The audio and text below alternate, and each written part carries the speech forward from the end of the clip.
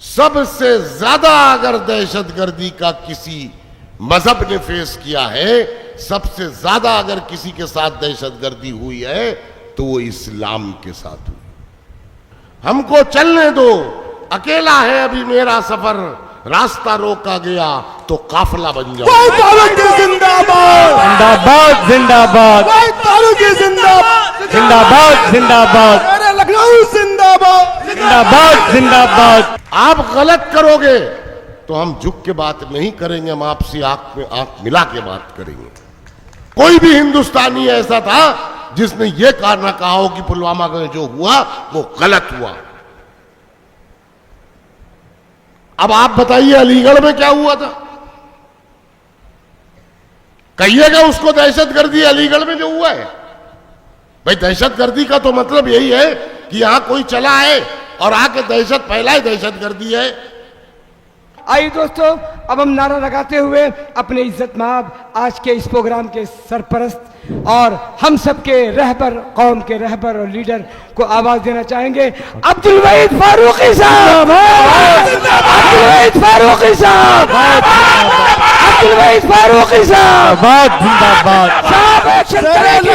जिंदाबाद जिंदाबाद जिंदाबाद लखनऊ जिंदाबाद जिंदाबाद जिंदाबाद फारूकी जिंदाबाद जिंदाबाद जिंदाबाद साहबा जिंदाबाद जिंदाबाद जिंदाबाद फारूकी जिंदाबाद जिंदाबाद जिंदाबाद फारूकी जिंदाबाद जिंदाबाद जिंदाबाद शेर लखनऊ जिंदाबाद जिंदाबाद जिंदाबाद शेर लखनऊ जिंदाबाद जिंदाबाद जिंदाबाद फारूकी जिंदाबाद जिंदाबाद जिंदाबाद फारूकी जिंदाबाद जिंदाबाद जिंदाबाद शेर लखनऊ जिंदाबाद जिंदाबाद जिंदाबाद शेर लखनऊ जिंदाबाद जिंदाबाद जिंदाबाद। बिस्मिल्लाहिर्रहमानिर्रहीम। मोहतरम बुजुर्गों, मेरे अजीज साथियों, स्टेज पर तशरीफ फरमा मुअज़्ज़ज़ उलमाए किराम, मैं ये समझता हूँ कि वक्त ज़्यादा हो गया है और जिम्मेदारी भी मेरी ही बढ़ गई, क्योंकि मुझे अपने ही वक्त को देना पड़ेगा। मैंने सोचा था कि 11:15 अपने जहन ने बनाया था कि 11:15 बजे तक के मैं बोलूँगा। मैं अभी महसूस कर रहा हूँ कि ज़िंदगी की तरतवानाई और उसकी घनगरज तो आप लोगों की, बहरहाल जल्दी जल्दी कुछ बातें कह दूँ, क्योंकि आज यहीं शाम के रात के बाद से कुछ चीज़ें मेरे सामने आई, तो मैंने सोचा कि सबसे पहले बात आज एडमिनिस्ट्रेशन से ही कर ली जाए, क्योंकि सरकार की सारी एजेंसियां यहाँ मौजूद हैं। तो जैसे ही मैं बोलते शुरू करता हूँ वो एजेंसियां अपना कागज़ और कलम उठा लेती हैं। तो मेरी ये दरख्वास्त है कि उठा लो भाई कागज़ और कलम और लिखना शुरू करो। मुझे बड़ा अफसोस हुआ कि ऐसी ऐसी नादानी की हरकतें की गई कि बस वालों, बस से जो लोग आए उनसे, सरकार की बहुत सी एजेंसियां हैं ना, तो उसमें से पूछ रहे हैं कि ये बताओ तुम लोग किराए पे आए हो, कैसे आए हो? तो जवाब उन लोगों ने खुद ही दिया। और फिर मैंने कहा बस वालों से पूछ लो कि वो लोग बेचारे पैसे अपनी जेब से दे के आए, जो लोग आए बस से। और कुछ लोगों को कहीं रोकने की कोशिश की गई, कुछ को कहीं रोकने की कोशिश की गई। ये सब काम भी जारी रहे। तो मैं बता देना चाहता हूं कि देखो भाई, मैं तुम्हारे दमन से उस वक्त नहीं रुका था, ना मैं डराता हूं ना मैं डरता हूं।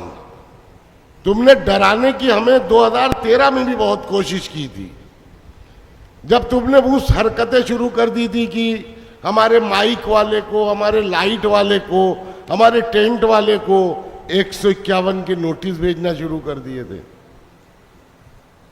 तो हम तुमसे उस वक्त नहीं डरे थे, तो इस वक्त क्या डरेंगे? जब हमने उस वक्त ये कहा था, वाकई मैं बिल्कुल नया नया हालात को देखते हुए, जो हालात हुआ करते थे 2013 से पहले के, तो हम तो अच्छा करने निकले थे, और अल्हम्दुलिल्लाह क्या हुआ वो आज सबके सामने है। तो उस वक्त भी मैंने यही बात कही थी कि हमको चलने दो, हमको चलने दो, अकेला है अभी मेरा सफर, हमको चलने दो, अकेला है अभी मेरा सफर, रास्ता रोका गया तो काफिला बन जाओ। फारूकी जिंदाबाद, जिंदाबाद जिंदाबाद फारूकी जिंदाबाद, जिंदाबाद जिंदाबाद मेरे लखनऊ जिंदाबाद, जिंदाबाद जिंदाबाद। आज अल्हम्दुलिल्लाह साहबा एक्शन कमेटी एक काफिला है। ये जो हरकतें होती हैं बीच कूच में कि आप हमारे लोगों को डराने की कोशिश करो या उनको रोकने की, या बस वालों पे बस से जो लोग आए उनसे, ये बड़े नीचे दर्जे की बातें हैं। जो बात करना है हमसे करिए।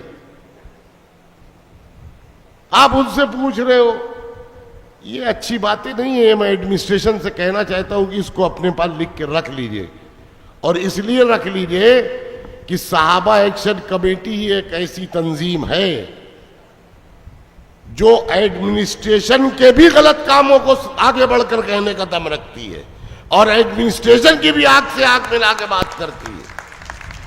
आप गलत करोगे तो हम झुक के बात नहीं करेंगे, हम आपसे आंख में आंख मिला के बात करेंगे। जिंदाबाद, जिंदाबाद, जिंदाबाद, फारूकी जिंदाबाद, जिंदाबाद। मेरे भाइयों, ये तो हमारा एडमिनिस्ट्रेशन से जो बात थी मैंने कह दिया।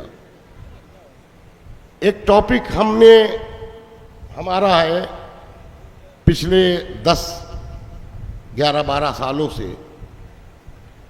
मैं ज़रूर अपने उलमाओं से मशवरा करूंगा, हालांकि मैंने उलमा इकराम से मशवरा करके ये टॉपिक रखा था, दहशतगर्दी का इलाज, सवालिया निशान, सहाबा की गुलामी। तो अभी हमारे प्रेस के साथी कुछ मौजूद हैं और इस टॉपिक पे बहुत सारी बातें हुई, प्रेस क्लब में भी बहुत सारी बातें हुई। आप हजरात के सामने भी कुछ बातें रख दूं, क्योंकि ये तंजीम एक ऐसी तंजीम है जिसमें हिंदू और मुस्लिम बराबर से जुड़े हुए हैं। तो आप अपने पैगाम को, मौलाना ने जो कहा है, उस पैगाम को आप रखने की जरूरत है सही ढंग से। तो अभी प्रेस कॉन्फ्रेंस थी, उसमें यही बात आई, तो मैंने मुझसे पूछा गया, तो उसको मैंने जिस तरह कहा मैं अपने उलमा इकराम के सामने भी रखना चाहता हूं कि दुनिया के सारे मजहब, जितने भी मजहब है, सबकी स्टडी कर लो। सबसे ज्यादा अगर दहशतगर्दी का किसी मजहब ने फेस किया है, सबसे ज्यादा अगर किसी के साथ दहशतगर्दी हुई है तो वो इस्लाम के साथ हुई। सबसे ज्यादा दहशतगर्दी को फेस इस्लाम मजहब ने किया। हमारे प्रॉफिट मोहम्मद रसूलुल्लाह सल्लल्लाहु अलैहि वसल्लम को जब मक्के से मदीने हिजरत करना पड़ा, आज अगर किसी को किसी महल्ले से, अभी आप लोगों ने सुना होगा कुछ दिन पहले एक बड़ा बवाल आया था, बहुत ज्यादा बार बार कुछ चीजें सामने आ रही थी कि साहब एक धर्म परिवर्तन आया था, और एक जो इलाके से छोड़ने कैराना वगैरह का जो मामला हुआ था, वो इसी बेस पे सरकार भी बनी थी। तो कितना दुख होता है अगर हमें कोई जबरियन हमारे महल्ले से दूसरे महल्ले जबरियन निकाले। तो प्रॉफिट मोहम्मद साहब को मक्के से मदीने हिजरत करना पड़ी थी, उसको क्या कहा जाएगा भाई? वो भी तो दहशतगर्दी हुई थी ना, दहशतगर्दों ने ही तो किया था ये काम। हमारे दूसरे खलीफा हजरत उमर रज़ी अल्लाह ताला अन्हु को नमाज की हालत में खंजर मार के शहीद कर दिया गया। और कौन उमर? जो 22 लाख मुरब्बा मील पे हुकूमत करते थे, हाकिम वक्त थे, खलीफा थे, नमाज की हालत में शहीद कर दिया गया। इसको क्या कहा जाएगा? ये भी तो दहशतगर्दी थी। हमारे तीसरे खलीफा हज़रत उस्मान गनी रज़ी अल्लाह ताला अन्हु को मुहासरा कर लिया गया, 40 दिन पानी नहीं मिला, उसके बाद कुरान पढ़ते की हालत में शहीद कर दिया गया। इसको क्या कहा जाएगा? ये भी तो दहशतगर्दी थी। हमारे चौथे खलीफा हज़रत अली रज़ी अल्लाह ताला अन्हु को नमाज पढ़ाते की हालत में शहीद कर दिया गया। इसको भी तो दहशतगर्दी कही जाएगी। उम्मत मुसलमा के शहजादे नवासे रसूल करबला के मैदान में बुला के शहीद कर दिया गया, उसको भी तो दहशतगर्दी कही जाएगी। इस्लाम ने इस लेवल पर दहशतगर्दी को सहा है। और आज क्या हो रहा है? मैं हर जगह इस बात को कहता हूं कि अच्छा भाई ठीक है, अभी एक हमारे पत्रकार भाई बैठे हैं, इन्होंने मुझसे एक सवाल कर लिया कि पुलवामा पे बताइए, पुलवामा पे कोई भी हिंदुस्तानी, मैं किसी मजहब का नाम नहीं ले रहा, मैं हिंदुस्तानी की बात कर रहा हूं, कि कोई भी हिंदुस्तानी ऐसा था जिसने ये ना कहा हो कि पुलवामा में जो हुआ वो गलत हुआ। अब आप बताइए अलीगढ़ में क्या हुआ था? कहिएगा उसको दहशतगर्दी अलीगढ़ में जो हुआ है? भाई दहशतगर्दी का तो मतलब यही है कि यहां कोई चला है और आके दहशत फैलाए, दहशतगर्दी है। मैं देख रहा हूं एक नई चीज,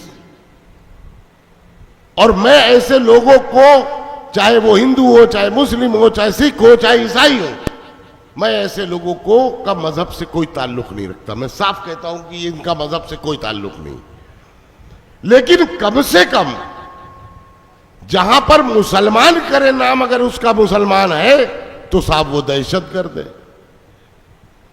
और जहां मुसलमान के साथ हो रही है दहशतगर्दी, उसको क्या कहा जाएगा? उसके लिए बोलने के लिए कोई जरूरत नहीं, कुछ नहीं। मेरे भाइयों, हमको इखलास से मसावात में ढलना होगा, हमको इखलास से मसावात में ढलना होगा। वक्त नाजुक है, समझ बूझ के चलना होगा। कुछ निगहबाने वतन अपनी रविश भी बदले, कुछ हमें अपने इरादों को बदलना होगा। अब्दुल फारूक जिंदाबाद, जिंदाबाद जिंदाबाद शेर लखनऊ जिंदाबाद, जिंदाबाद जिंदाबाद शेर लखनऊ जिंदाबाद, जिंदाबाद जिंदाबाद। देखिए, जो हमारे शहर के माहौल, जो शहर के हालात हुआ करते थे 2013 से पहले, साहबा एक्शन कमेटी ने ये काम तो कर दिखाया। वो भी, उसको भी मैं दहशतगर्दी ही मानता था। जो कर दिखाया कि अल्हम्दुलिल्लाह पुराने लखनऊ से शिया सुन्नी के फसाद को खत्म कर दिया। अब बहुत से दुकानदारों की दुकानें भी बंद हुई। वो है कि अरसे के बाद हम मुस्कुराए तो, अरसे के बाद हम मुस्कुराए तो कुछ दर्दमंद लोगों के तेवर बदल गए। बहरहाल, तो जब ये खत्म हो गया तो जहन में एक बात आई कि आगे हमको क्या करना चाहिए। तो साहबा एक्शन कमेटी ने अपने 5 बुनियादी काम रखे, 5 काम, जिसमें सबसे बड़ा काम जो इस वक्त सबसे ज्यादा जरूरत है वो है एजुकेशन। याद रखो, जो कौमें पढ़ती हैं वही आगे बढ़ती हैं। साहबा एक्शन कमेटी ने एजुकेशन पे काम शुरू किया, और चूंकि वसाइल की तंगी है, इस वजह से हायर एजुकेशन पे काम किया कि जो बच्चे IIT CPMT कंपटीशन बीट करके आ जाते हैं, ऐसे बच्चों की फीस जमा नहीं हो पाती है, उनकी फीस जमा करने का काम साहबा एक्शन कमेटी करती है। साहबा एक्शन कमेटी जिंदाबाद, जिंदाबाद जिंदाबाद। जिन बच्चियों की मुनासिब उम्र में रिश्ते आते हैं और उनकी शादियां नहीं हो पाती हैं, उनकी भी जिम्मेदारी साहबा एक्शन कमेटी ने अपने कंधों पे रखने का काम किया कि ऐसी कोई भी बच्ची होगी, जिस तरह कर सकते हैं उस तरह उस बच्ची के लिए खड़े होंगे। तीसरा काम, बीमारों का इलाज। जो बीमार हैं जिनके पास वसाइल की कमी है, जिनका इलाज नहीं हो पाता है, जिनके ऑपरेशन नहीं हो पाते हैं, वो सब का काम साहबा एक्शन कमेटी करती है। चौथा काम जो सबसे ज्यादा हमारी आपकी जिंदगी में आता रहता है मगर हम लोग इग्नोर करके आगे बढ़ जाते हैं, आज अल्हम्दुलिल्लाह ऐसे घरानों में, ऐसी जगहों पे 130 से ज्यादा घर है जहां 2 वक्त का चूल्हा नहीं जल पाता। साहबा एक्शन कमेटी वहां हर महीने राशन भेजने का काम करती है। साहबा एक्शन कमेटी जिंदाबाद जिंदाबाद। और पांचवा काम, जो बेकसूर लोग जेलों में बंद रहते हैं उनकी जमानत कराने का, और दूसरे एक बात और सुन लीजिए कि जिन लोगों का उनकी सजाएं पूरी हो चुकी, उसके बाद किसी का 2000, 4000, 8000, 10,000, 15,000, 20,000 ऐसे जुर्माना होता है, वो जुर्माना नहीं जमा हो पाता है, जिसकी वजह से वो लोग बेचारे जेल में पड़े रहते हैं। वहां जाके सुप्रिंटेंडेंट से, जेलर से मिलके उनसे लिस्ट मांगता हूं, और वो लिस्ट जब मिलती है तो जाहिर है कि अब जो भी लिस्ट मिलती है उसी के हिसाब से वहां के लोगों को छुड़ाने का काम भी साहबा एक्शन कमेटी। वहीद फारूकी जिंदाबाद जिंदाबाद जिंदाबाद लखनऊ जिंदाबाद जिंदाबाद जिंदाबाद। ये साहबा एक्शन कमेटी के कुछ काम थे। जब हालात और ठीक हुए तो सोचा कि आप कुछ और काम करे जाए। मैंने देखा कि अभी हमारे सामने अकील अब्बास जैदी साहब आए हैं, अभी मुझे दिखे थे कहीं पे, वो है, ये अभी आए हैं सामने से, मैंने इनको देखा, इत्तेफाक है कि ये आ गए हैं।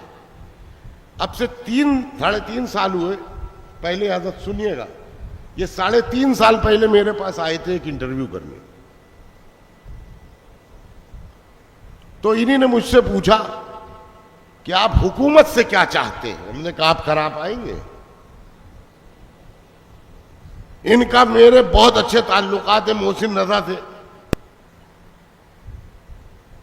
मैंने कहा अच्छा, इन बात के जो हुए वो भी इनके बहुत अच्छे ताल्लुकात हैं। मैंने कहा आप करा पाएंगे? कहने मैं कोशिश करूंगा। मैंने कहा नहीं, हमसे वादा करिए। इंटरव्यू से पहले मेरी इनकी बात हो रही थी।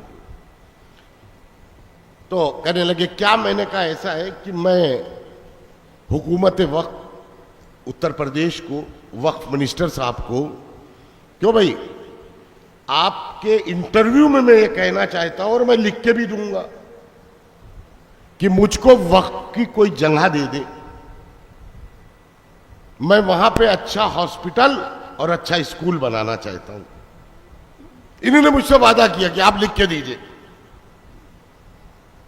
मैंने दिया लिख के, और फिर मैंने कहा देखिए मैं दामन फैला के भीख मांग के लाऊंगा और बेहतरीन हॉस्पिटल बनाऊंगा, चैरिटेबल हॉस्पिटल बनाऊंगा और आला मेयार का कॉलेज बनाऊंगा।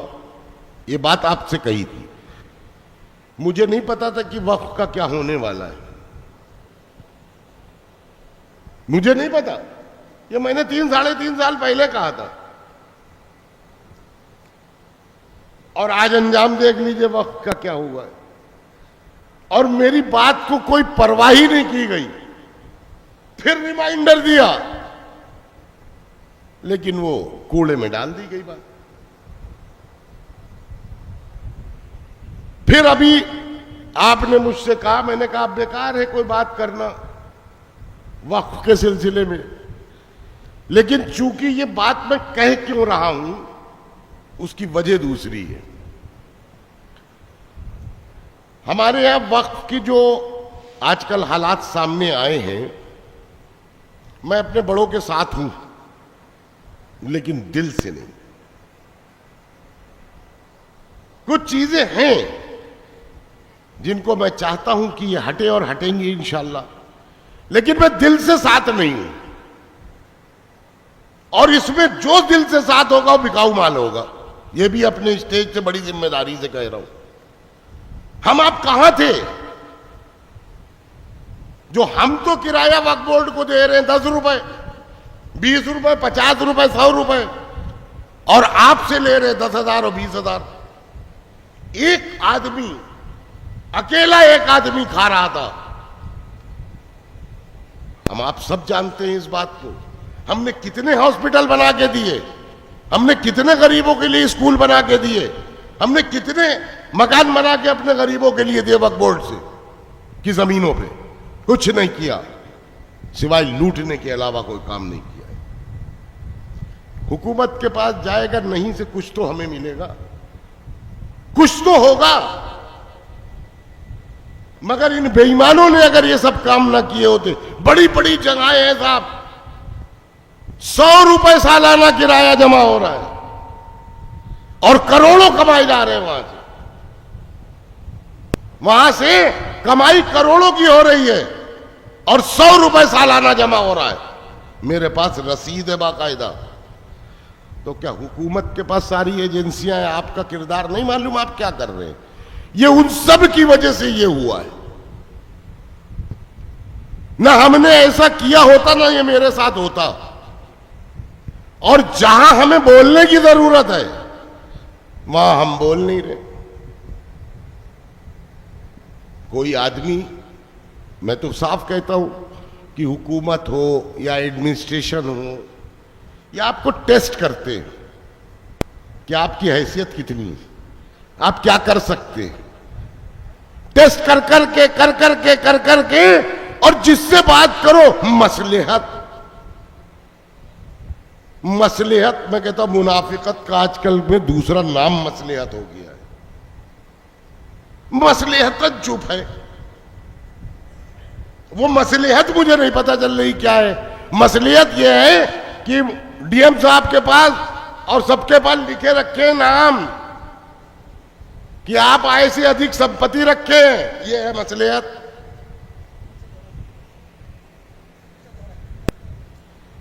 एडमिनिस्ट्रेशन के पास, डीएम साहब के पास और अफसरान के पास नाम लिखे रखे हैं कि आपके पास आय से अधिक संपत्ति आई कहां से, आपके कौन से कारोबार है जरा बताइए हमें। और पूरी कौम को बेचा है ऐसे लोगों ने।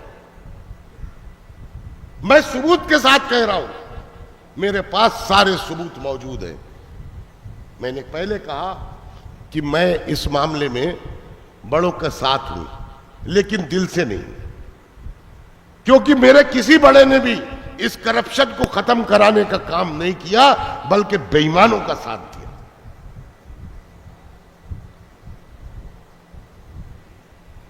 मैंने कहा इसी पे कि तुम मसलेहत पसंदी का किरदार छोड़ दो, तुम मसलेहत पसंदी का किरदार छोड़ दो।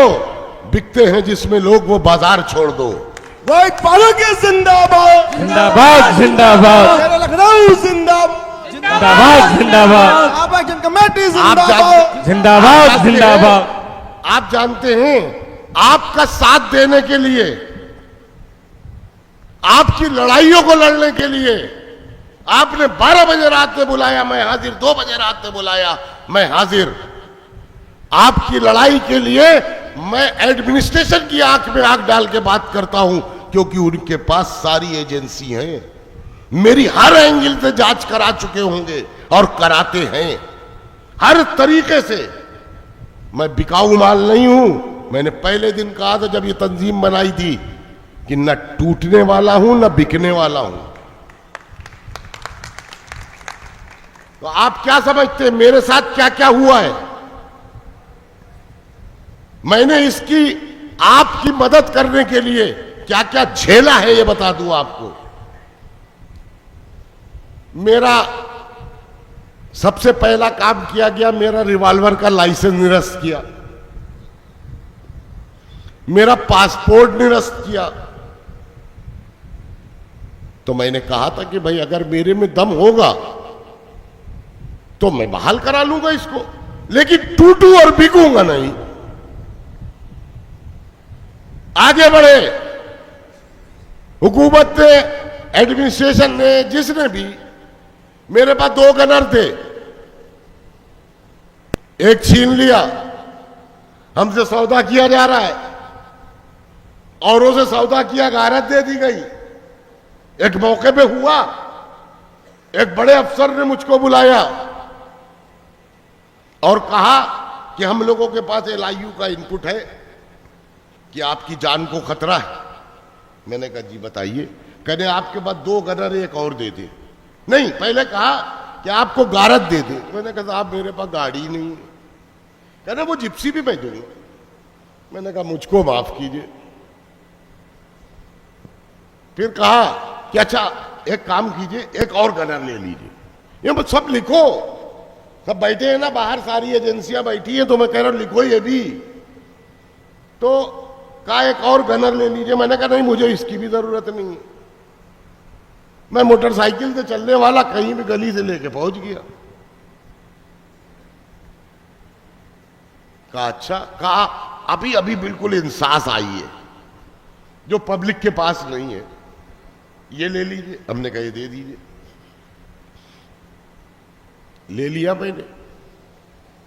कुछ दिन के बाद उसी अफसर का जब ट्रांसफर होने वाला था, उनको पता चल गया था। उन्होंने मुझको बुलाया और मुझसे पूछा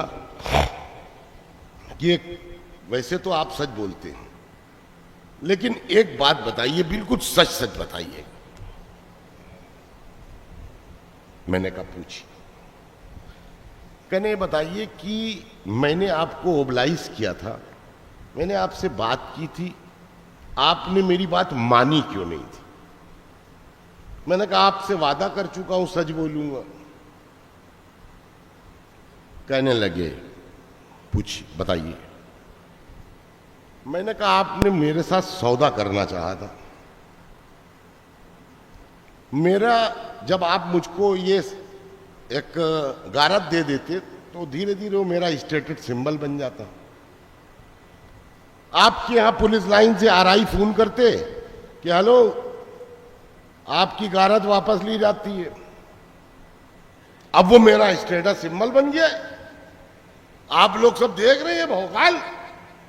अब मैं पहुंचा साहब आपके पास, आता मैं भाग के कि बताइए